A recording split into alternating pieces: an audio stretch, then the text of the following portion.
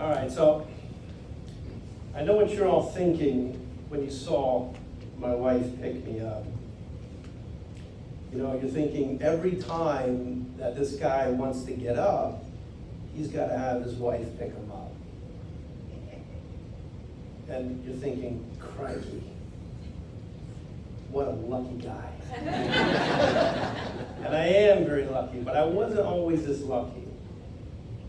And so, you know, in 1995, at the age of 17, I was diagnosed with Limb Girdle Muscular Dystrophy, and there's no one in my family who has it, so for me it was like a really big shock. And since then, I've had this for 33 years diagnosed, or 28 years diagnosed, but I started noticing signs when I was in 7th grade, so it was probably about 33 years. And I gotta say that I have lost just about every physical ability that someone was born with. And it has not been easy. I mean, I grew up playing sports, baseball and basketball, and I wrestled. And when I got that diagnosis, it was just like, it was shock for me. Because I never would have expected that I would have had that.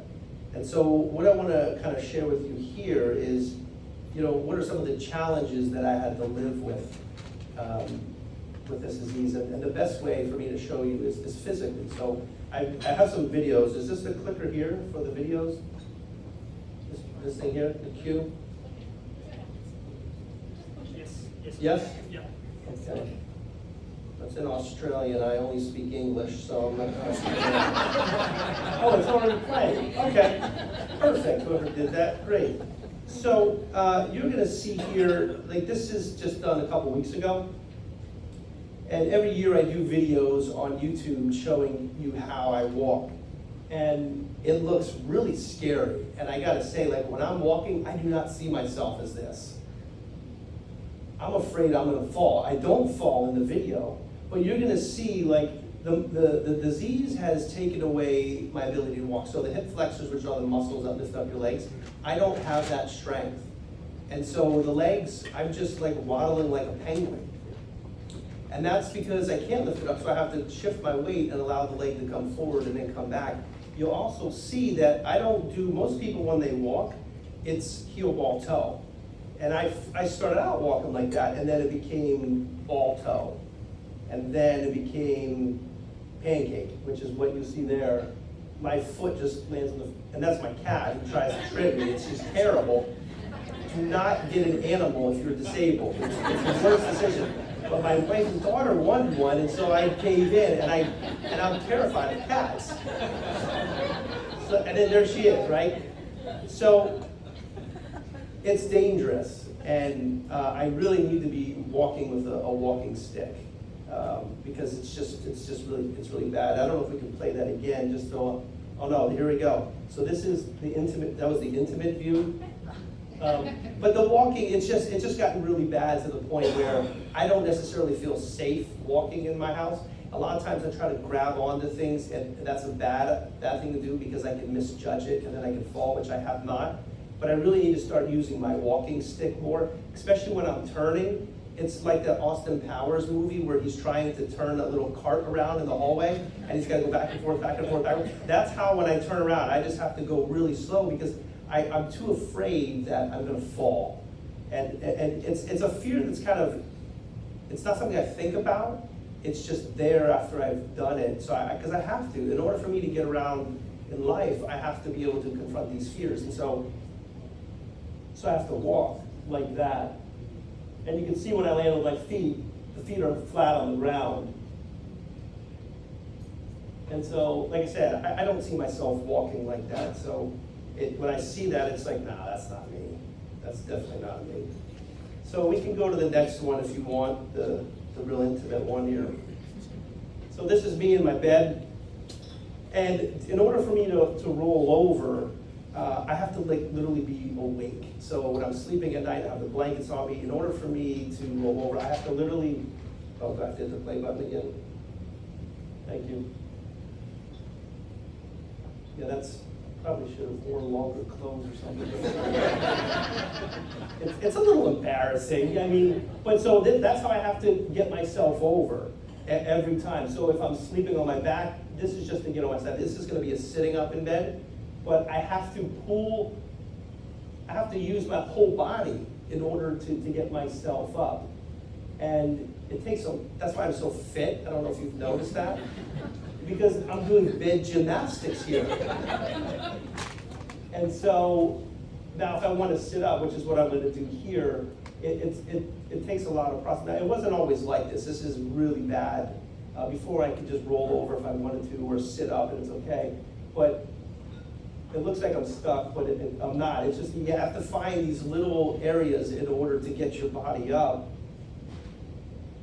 to a seated position. Yeah, it takes a long time. And I've been doing these videos since 2008, and if I look back at them, which I don't really watch my own videos, it wasn't that bad. I could get up a lot quicker. But just because the disease has progressed so much, and even within the last 2 years, it's made life really difficult for me.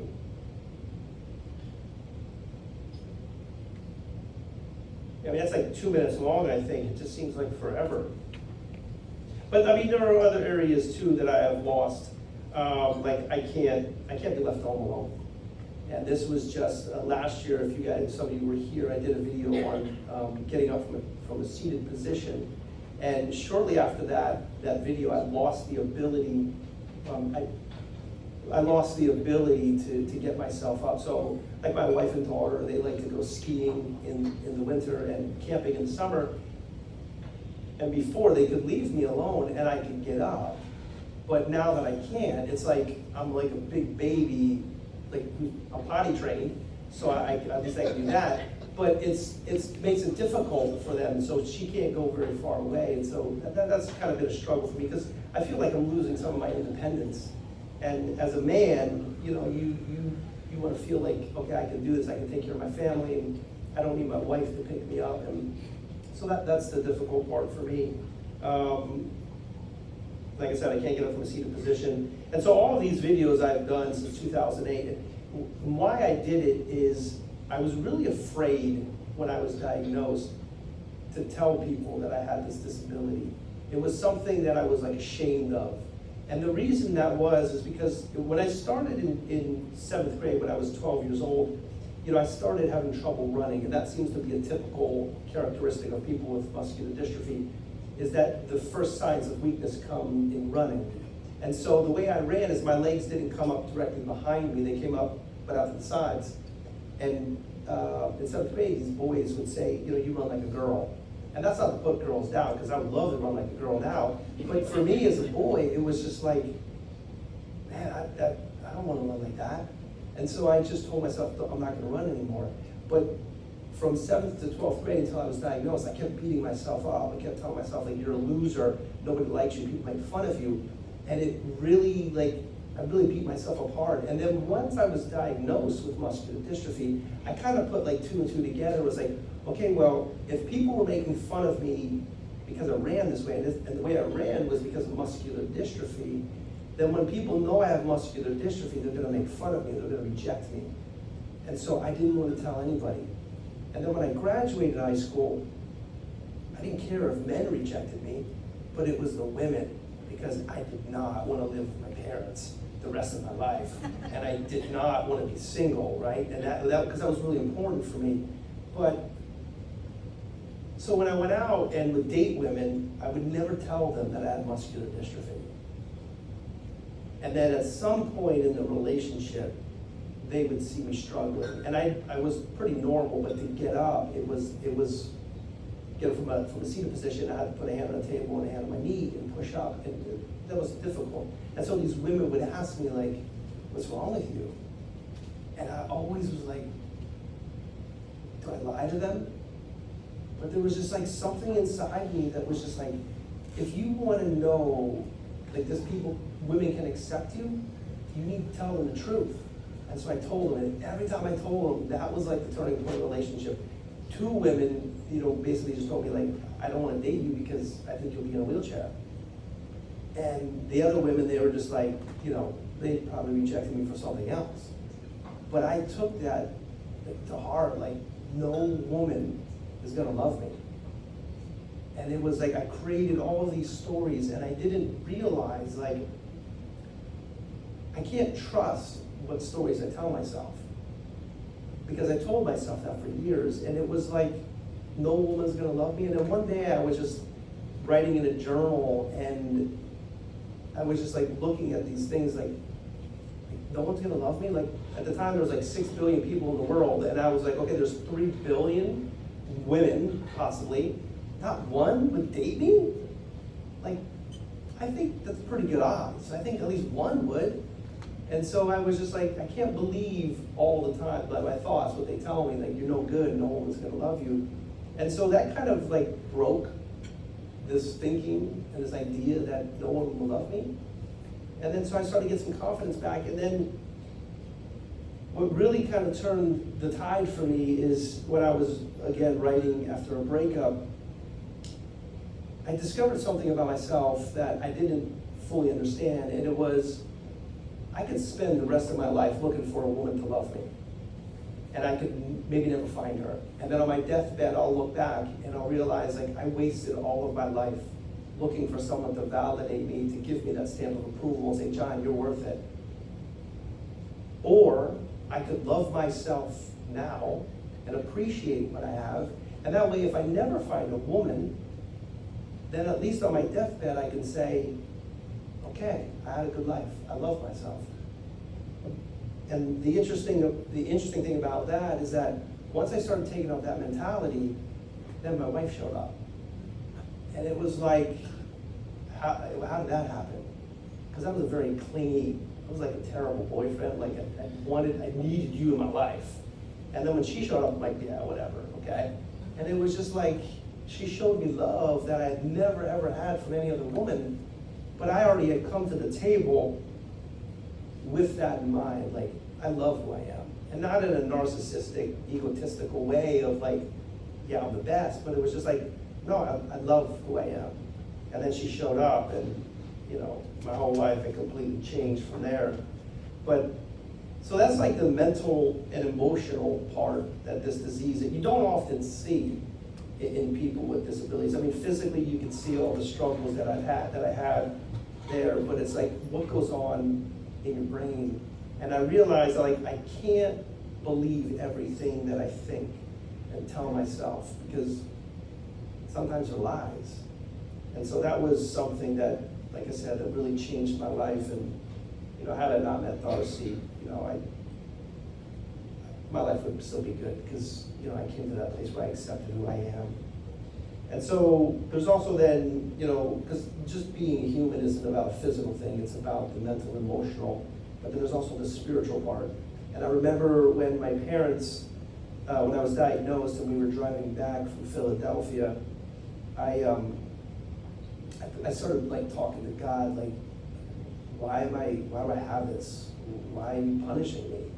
And my family, we were never very religious. We didn't pray to God, or it was never brought up. So I don't know why I was doing that. And my relationship with God at that point was just, for like 15 years, was just like, this is a punishment. And my life was really terrible, and I struggled a lot. And, but I would ask God, and I noticed, and I'm not a religious person here, but I would just like, from this place within me, like, why is this happening to me? And why do I have this? And there was just this, I would get dreams of running and things that just seemed to feel like there's something out there. What I have is not just because my parents got together and I inherited a mutated gene, but there's something more. And I realized, like, one night asking God this stuff, this idea came to me, is like, maybe the reason you have this, John, is to learn. And that maybe there's something that you have to learn in this lifetime. And not only that, but maybe there's something you can teach other people. And by trying to get rid of this disease, you're defeating the purpose of why you're here. And for me, it really made me feel comfortable with being who I am. And I started to see life differently. I didn't see my disease as something that's taking everything away from me. I looked at it like, well, what do I need to learn from this? And the big thing really was loving myself.